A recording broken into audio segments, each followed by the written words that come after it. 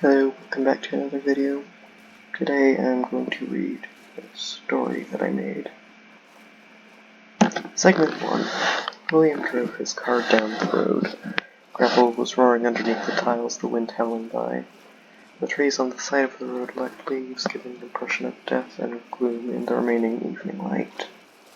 Turning the corner, a large house all but covered in windows loomed over the road in front of him. This was his home, his getaway from the outside world. Climbing out of the car, fishing keys from his pocket, William approached the large main door. Walking inside, a gust of wind blew a letter in his face. It was an invitation to a party just north of his street. He had no idea who it was from, but he decided to go anyway. Upon hopping in the car and turning the key, the engine made a sputtering noise and died. He decided to run there instead. The roads were lit well enough for that. Shortly after leaving, William arrived at the location of the celebration. Stepping inside, everyone greeted him like they knew him. There was cake on the table, still uncut. Hopefully that would get fixed soon, he thought. Balloons were floating around, and everyone was dancing and having fun on the checkerboard floor of the living room, having a good time. Shortly after arriving, the power cut out, submerging the room into pitch-black darkness. Suddenly, a loud, high-pitched scream was heard, just before the lights came back on. When they did, everyone stared at a fresh corpse on the ground. Segment 2. Panic ensued. Everyone recovered from the shock of seeing the body. No one knew what to do. There was running, screaming, with requests of calling the police, but no one actually acting on them. The only person not panicking was William. After returning to the party, he was still far too tired to be distressed. Calmly walking to the corpse, an investigation led to a large stab wound. Her name was Alex. She was my daughter. The butler, surprisingly calm, told William. I am sorry for your loss. What was your name? He responded. My name is Jack. Nice to meet you. Indeed. William stood up and started taking a head count, writing a description of everyone he saw. He didn't know his names, but he was planning on getting those later. Jack had wandered off, his tattered gray coat sweeping on the floor behind him. Everyone calm down, William hollered, which brought some quiet to the room. Murderer is one of us, somewhere in this room. The weapon's a knife, so keep an eye out and report anything suspicious to me. William continued. Still dazed, people started to regroup themselves.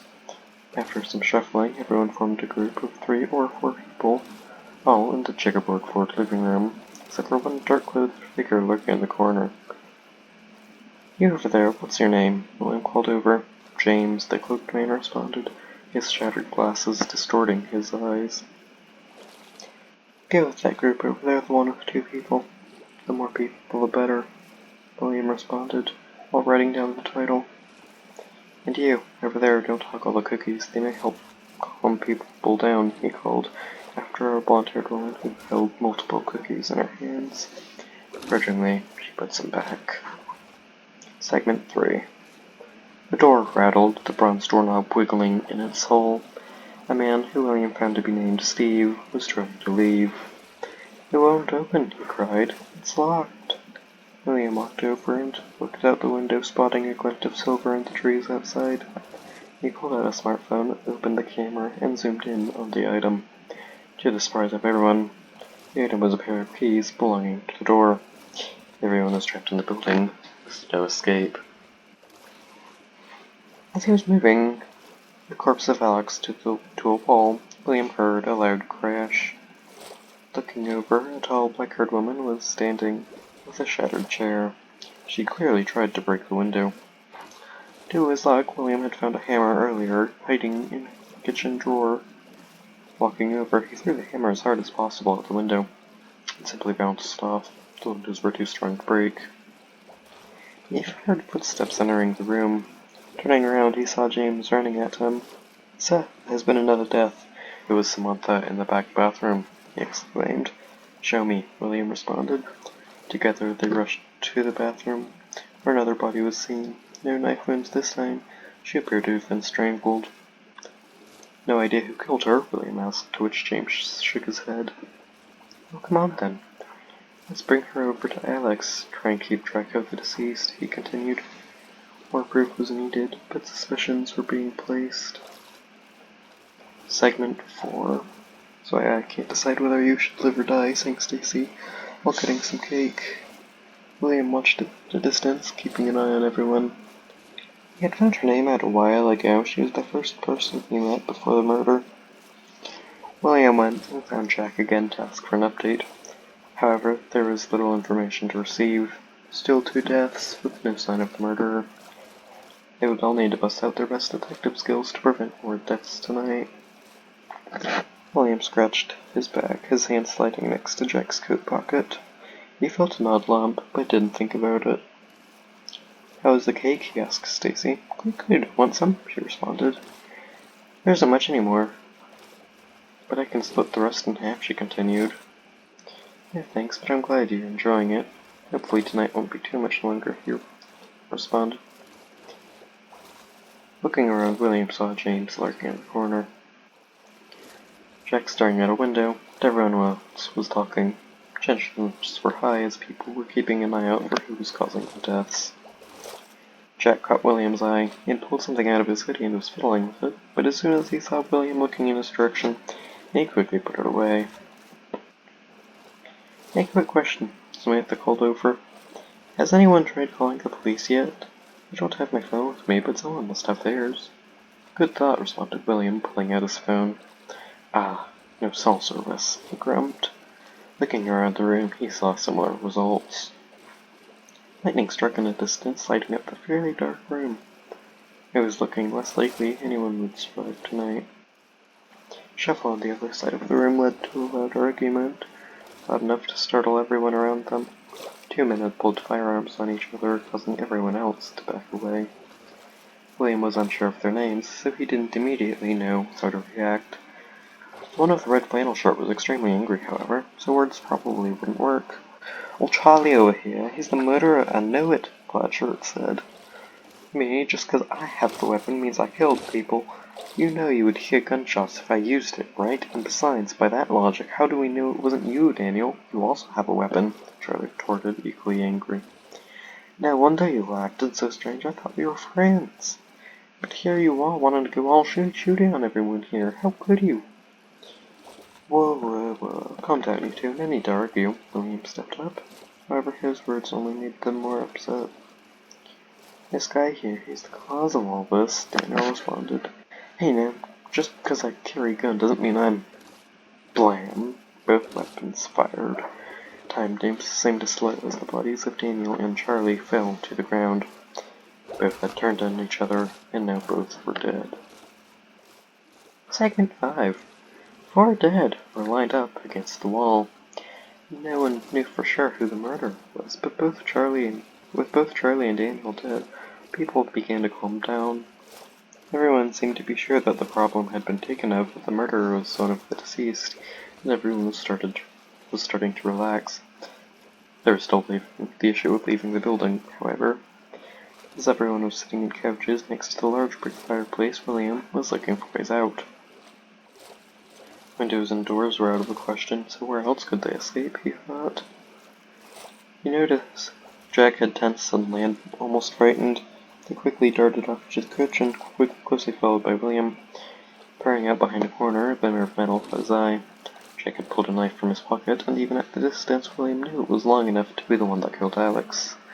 The murderer was not dead, it seemed. Rushing back to the group, he huddled both people that were in the living room together, all tucked in a corner away from Jack. William told them what he saw. This resulted in some mild panic from them, but especially from Kelsey, who was tugging at her brown hair in fright.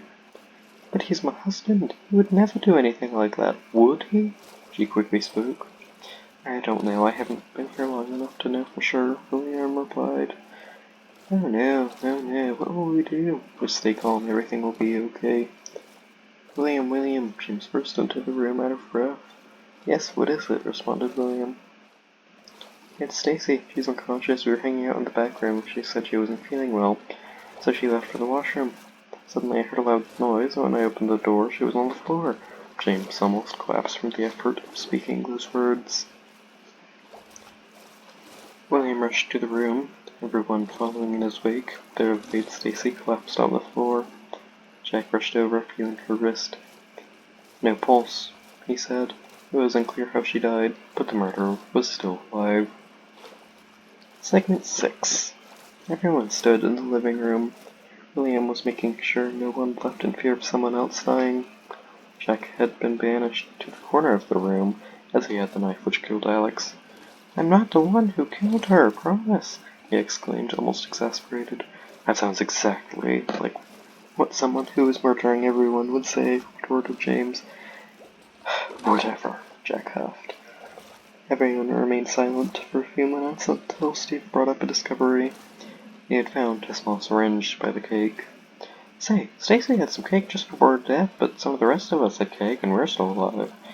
"That syringe could have been used to poison herpes," James said.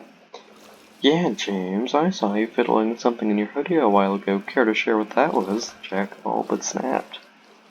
"It's just a pin I have here. Feel free to take a look if you want," he responded, pulling a small owl pin out of his pocket. "Whatever, I'm gonna do something upstairs, maybe find some furniture." Jack stopped off.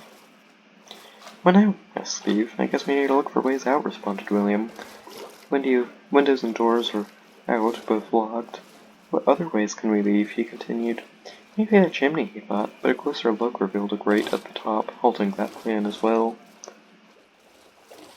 After an hour of looking for an exit, everyone gave up and sat on a couch. "I'm gonna go check on Jack. He's been upstairs for a while," said Kelsey.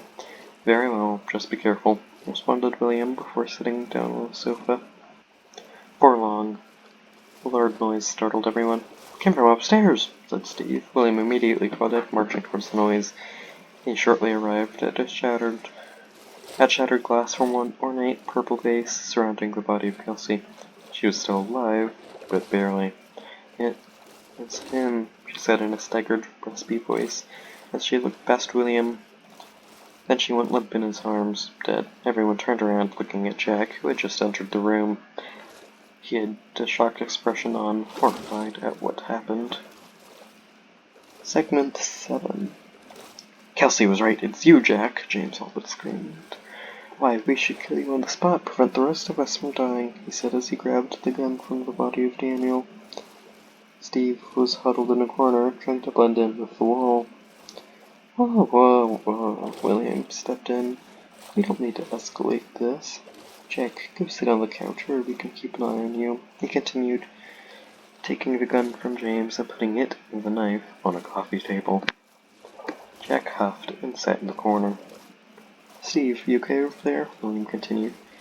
"Yeah, I'm feeling a bit overwhelmed. I never expected Jack to be the villain. He always seems so nice," responded Steve.